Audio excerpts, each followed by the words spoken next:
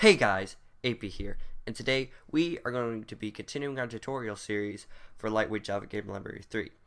So currently we have ourselves a window class that can be rendered to, and that's what we're going to be doing today. We're going to be starting to render to the window. We're going to have a mesh class, a vertex class, and we're actually going to start adding some math classes in there so we can use those in later dates. So the first thing we're going to do is we're just going to create another package. It's going to be in here. It's going to be called maths, and this is where most of the math is going to be, as it's stated in the package name. And this one, the class is going to be called Vector 3F. Now, for right now, since we're not going to be really using it for math purposes as much as like a variable, we're not going to do any math just yet. We're still going to do some math, like we're just going to have set stuff and get setters and getters for this. We're not going to do actual math in this. So let's do that. So we're going to make 3 variables for the x, y's, and z's, and then we're going to have a constructor that gets those x, y's, and z's. So vector 3f float x, float y, and float z. There we go. There we go. Float A with that. And so we just set those equal to that. So float y equals y, and this dot z equals z. And so now we're just going to do some getters and setters because, like I said before, we're not really going to do any math with this for right now. So generate getters and setters. We're actually going to do all of them, because since these are private, we can't really set them. So now that we have that, what we're going to do is add another one that just says set instead of set a specific one. So set, and then it's basically the same as the constructor, except it could be set after the or it could be called after the constructor. So void set. So there we go. We have our vector class done for right now. Since we actually have a vector class now, we can actually go in our window and change the RGB. Yeah, let's do that. So instead of having 3 variables, we can say vector 3f, and let's just say background. So background, and now we can press save, import our vector class, and now let's see all the areas affected, which should be here. So instead of that, we say background dot get x, and then get y and z for the other 2. So x, z, y, and then down here we should have our set. And since we have ourselves a set function, we could say set and then RGB. And we actually have to initialize this so we don't get a null when we first start the window. So new vector 3f, and let's say 0 for all of them. And so yeah, that should be the vector for a background. I said that I was going to do that because that's pretty good. And yeah. Alright, so now that we have that out of the way, we can actually start rendering. So the first thing we need to do is let's put this maths in here. So engine.maths, and now we have ourselves a math class in there. So now we can just delete that, and in here we can import it to the correct one. There we go. Alright, so okay, I think I just have to save that there. Okay, so now that we have that in the engine class, let's create another class called graphics, and this is where all our graphics are going to go. So the first thing we need to do is we need to create a vertex. Now, this is a bit different how I did it last time. With last time, I just hard-coded the values in here. But with all the new stuff that I'm going to be doing with the graphics, I'm going to need a separate class for each individual vertex. But for right now, it's only going to contain one thing. It's going to be the position of the vertex, which is going to be a vector 3f, and that's one of the reasons why I needed it. So vector 3f position, and then constructor, so public vertex, and then the position, and we need to actually say this dot position is equal to position. Oh yeah, we might need to import that, and then we'll get a getter. We don't really need a setter because after you get one vertex, I don't think you need to change it. Generate getters and setters, select getter, and there we go. So right now, that's our vertex class done. It's basically a wrapper for one vector3f, but in the future, it's going to contain more like colors, textures, normals, shining stuff, whatever. Actually, that would be part of the texture, but whatever. So yeah. So now that we have done the vertex, we can actually start doing the mesh, which is a model like the last tutorial said, but this mesh is going to be it's going to be more simpler due to our new vertex class. So the mesh is going to contain a bunch of vertices. So we need a vertex array for those vertices. So vertices. And it's also going to do indices. I'm going to put indices in immediately. So this is actually an integer array. And if you don't know what indices are, it's basically telling which order to draw each vertex. And the vertex is just each part of the triangle. So the first thing we need to do is we need to say public mesh, our constructor, and just do vertex array vertices, and then int array indices. And we just set that, whether it be loading a model up or setting it ourselves. So we need to do this dot vertices equals vertices, and this dot indices is equal to indices. So it's been weird because I'm just making a bunch of classes and then making constructors, but this is where basically the tutorial is going to be at. This one function called public void create. So in here is basically where we're going to be doing this is the entire part of the tutorial basically. So what we need to do is we actually need to generate a bunch of buffer objects and then put that into an array object. Now I'll explain that right about now, so I'll just put up a little diagram. So basically what it is a vertex object, we're going to be talking about those, is an array. And though each element in an array is a buffer object, so think of the vertex array, which I'm going to be calling a VAO for right now, as a 2D array. And it's basically a 2D array of buffers, and those buffers contain the data to be sent into the GPU, and that's how OpenGL renders stuff. It sends it to the GPU, which sends it to the shaders.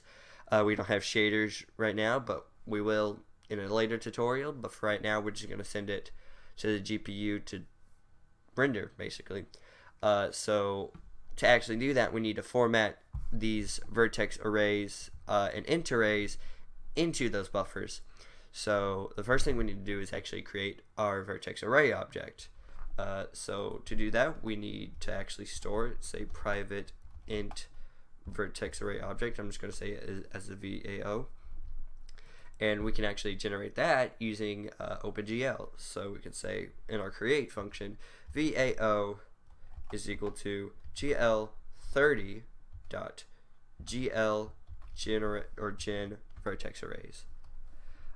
So this will create a new vertex array object, and we can actually start adding stuff in there. And now we need to bind that vertex array object to the current one. So to do that, we need to say GL30.GL bind vertex array, and then whatever array it is, which is our VAO. And there we go. Now whatever buffers we add onto it is going to be added to this vertex array object. So the next thing we got to do is we have to add ourselves a vertex buffer object, which is going to be where our vertices are stored, which is going to be a VBO. We actually need to create that variable, a VBO. And while we're at it, we need to also create an indices buffer object, so IBO. And there we go. So to actually make the buffer object, we need to call GL15 for version 1.5 LWJGL buffers. And this will basically just create a little OpenGL buffer. It's like the buffers we used for the window position. The next thing we have to do is we actually need to put data into that buffer. But before we can do that, we actually need to make that data readable by OpenGL. And so before we actually make the buffer, we need to say float buffer. We're just going to say vertices buffer. Vertices buffer is equal to memory utils dot or util mem alloc float. Our vertices length, so since vertices length times 3, because there's 3 values in a position, because actually I should call this position buffer, and then PBO, just to be more specific for the future ones. And actually import float buffer. And since we're using this vertex class, we can't actually call what we were gonna call before. We actually have to use a for loop to get the values of those the vertex positions and put it in a new float array. So to do that, we're gonna have a float array, and we're just gonna call this position data, and that's just gonna be equal to a new float array, which is the length of, well, the same as this basically. And for our for loop, we're going to go through the entire vertices array, which is I equals 0, I is less than vertices dot length I plus, and then we're going to put the x, y, and z into it. So we're just going to call position data, and since we know that each vertex is 3 long, we could just say I times 3. So that means every time we go through vertices, it skips 3, and so we can actually store the x, y, z's in there. And then we want to set that equal to the current vertex we're on, so vertices of I dot get position, and then we actually need to store the x in here, so get x. And we're going to do the same for the y and z, but offset it by 1 for y and 2 for z. So 1, 2, and instead of x we do y, instead of x we do z. So now what this does is basically stores all the x, y's, and z's into one array, so that we can actually store it in a buffer to send off to our GPU. So the next thing we got to do is we actually have to put the data into our buffer. So position buffer dot put, and then position data, and then just to top it all off, we need to flip it, because that's how OpenGL likes the data. And so now we actually have our data formatted correctly, and so now we can actually put it in there. So we need to, of course, bind our buffer. So gl15.gl bind buffer, and since this is just a normal array, we are going to say the target is gl15.gl array buffer, and that just means that it's just a normal buffer. And then the buffer ID is our position buffer. And so now we need to actually put the position buffer into our PBO. So to do that, we say gl15.gl buffer data, and since we've binded our buffer to this specific buffer target, that's what it's called, yeah, target, we need to put the data, which is our position buffer, and then our usage is just going to be static, because we're not going to be changing this at all. So gl11gl static draw, and there we go. So now that we have put the buffer in here, we are going to actually unbind it. So gl bind buffer, and then we're going to say whatever target it was on, which was gl15.gl array buffer, and we're just going to say buffer equals 0. So just to unbind it basically. Okay, but before we actually get done with this buffer, we're going to actually add it to what is called an attribute pointer. And so what an attribute pointer is basically it allows shaders to get the data from the Vertex Array object. To do that, we need to say GL20, because GL20 was when shaders were introduced. GL20.GL Vertex attrib pointer, and then we have to do all this. So index is basically where you want to store it, which is going to be our first index, which is 0 in computer programming. Size is how big is each vertice, or how big is each piece of data, which is going to be 3 because each vertice has an x, y, z. The type is what is it, which is going to be an unsigned int, because there's no such thing as unsigned and signed in Java. That's only like a C++ thing. So we have to say GL11.GL unsigned int. Normalized is, we don't need that. That's just basic. We're just going to set all these stuff at 0 because these are kind of for specific cases. So yeah, there we go. So now that we have done that, we can actually get this from the shader when we actually implement it. But we're not done yet, because I'm combining this with indices. We need to actually get the indices into a buffer as well. So to do that, like I said, we have an IBO. So IBO is equal to GL15.GL gen buffers. It's quite similar to this, but instead of a float, it's an integer. And actually, let's make ourselves a buffer. And so let's do that. Int buffer is equal to indices buffer, and basically the same thing as that, except for an integer. So mem alloc int, and then how big it is, which is going to be our indices dot length. Because when we were passing our indices through our constructor, it's just going to be plain. It's just going to be plain numbers. So for that, actually import buffer, and the next thing we got to do is we have to put our indices into that. So we don't, for our indices, we don't actually have to do any of that. So we can just put our indices straight into the buffer. So indices buffer dot put whatever our indices are. So indices, and then flip, because that's how OpenGL likes it. And so now with that, we can actually put that into our buffer. So IBO equals our new buffer.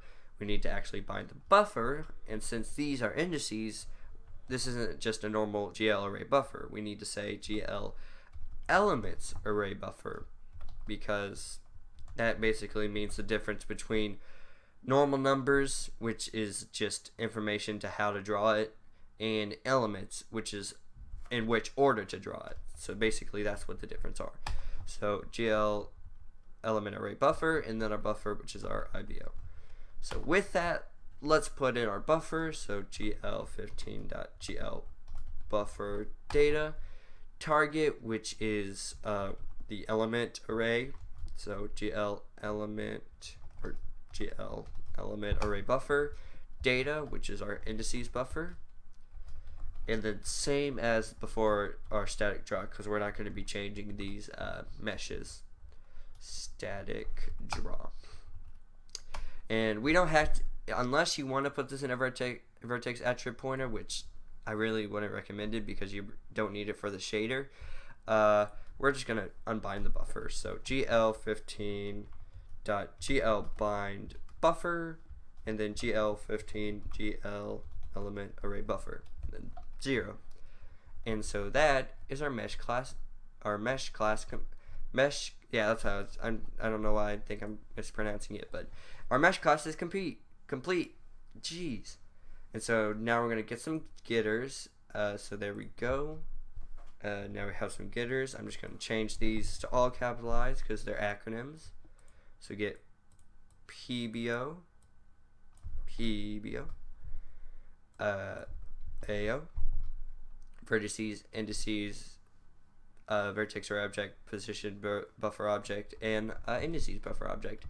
And so with our mesh class complete for right now, because we're going to add textures later, but for right now it's complete. So now if we go in here and we say we need a new class called a renderer. So in our graphics, let's say class renderer. In here we're just going to have one function called render mesh. So render mesh.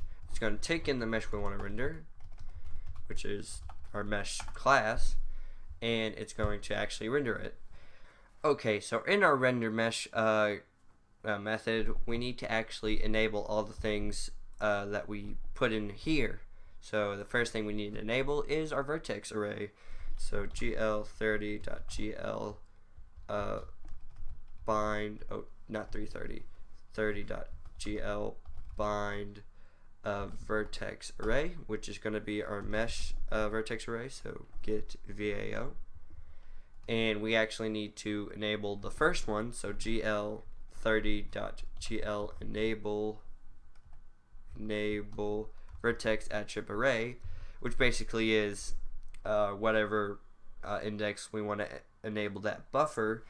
It's basically a shorthand for gl15.gl buffer and then whatever it is. But for right now, we're just, or for convenience sake, since we have our vertex array, we're going to enable it. So now we're going to actually disable it. So just to make sure that nothing bad happens.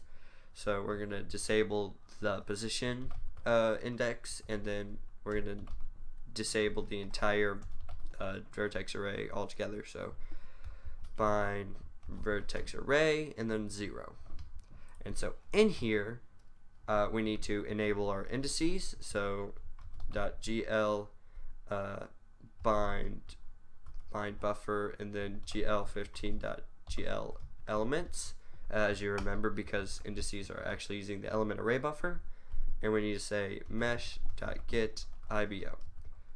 And then at the end we need to unbind it. So we need to get that and put 0. And now finally, after binding and unbinding, we can finally draw.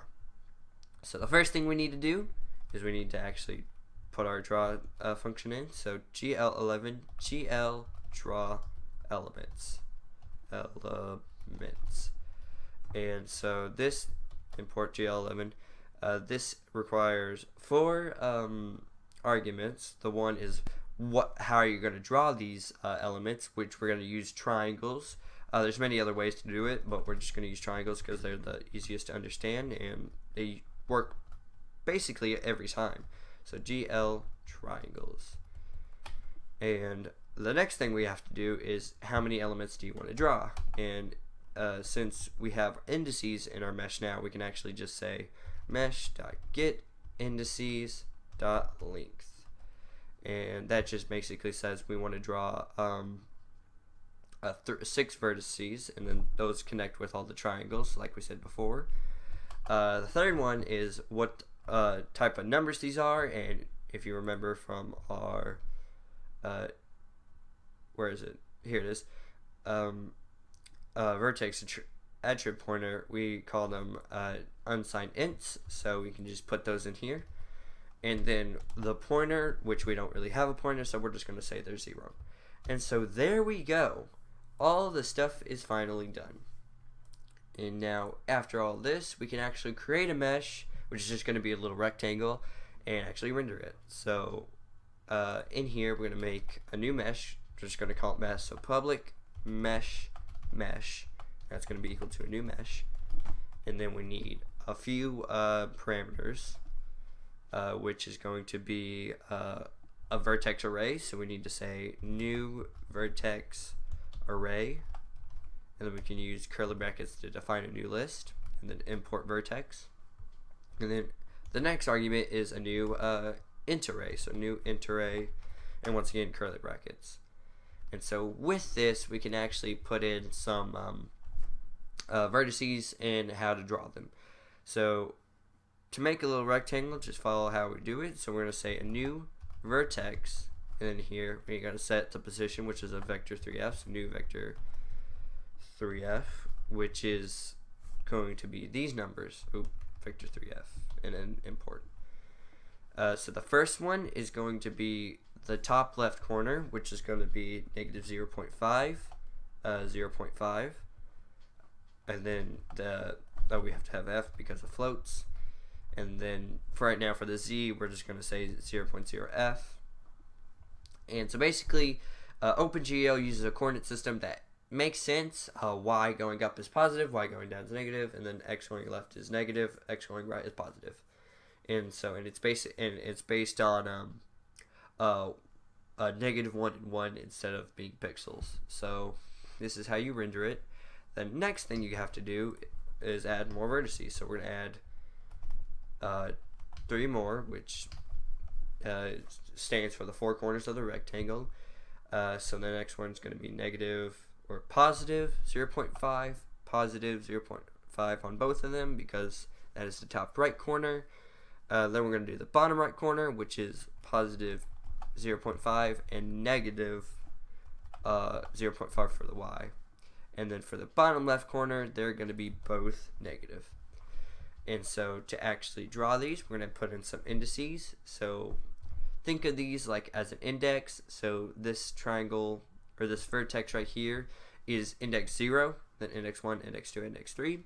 So we can actually refer our indices to those. So 0, 1, 2 basically means draw from our first one, which is this one, to our second one, to our third one. And that basically draws our first triangle.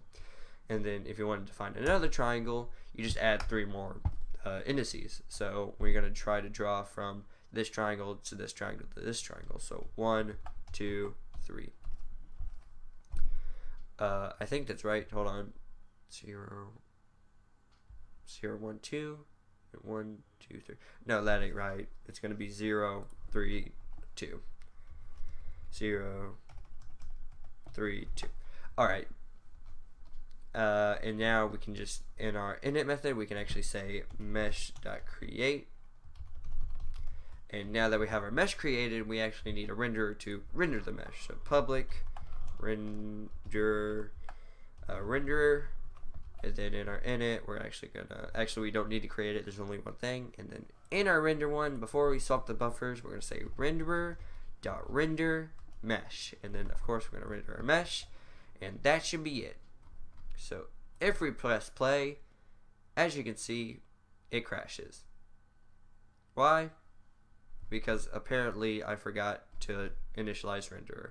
Dang it, I knew I forgot something. Alright, so renderer equals new renderer. Alright, so now if we run the program, as you can see, we have ourselves a little white rectangle. So that is actually it for this tutorial. I hope you guys enjoyed it. Next tutorial will probably be about shaders and actually coloring in this rectangle.